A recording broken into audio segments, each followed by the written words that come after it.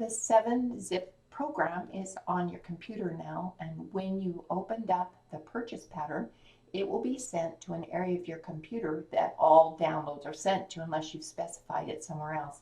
Or you can create your own file that you'll remember where your purchase patterns are. Just cut and paste them right into that file. When you purchased the pattern, you had a choice of the language that you wanted to download. For this example, we're just using the PES language, but it will work for all of them. So what you want to do is click on the downloaded pattern, and it will go to this expanded window and go to the 7-zip area and move over and click on Open Archive. It will open to this window, and this is a preview of what's in the archive.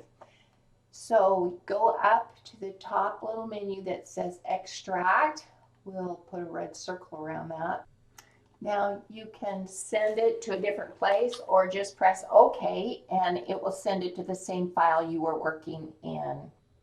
There's your file. It doesn't have the 7Z next to it, so that's an uncompressed file. So click on that and look at all those files that came up. That's why we needed to zip it, because that's a lot of files to come over and you need all of them. Now notice there's a PDF. That's your instructions. So you can just open that up and it will tell you what to do with all of those different parts. Put that on a thumb drive, take it to your machine, and you are off and going.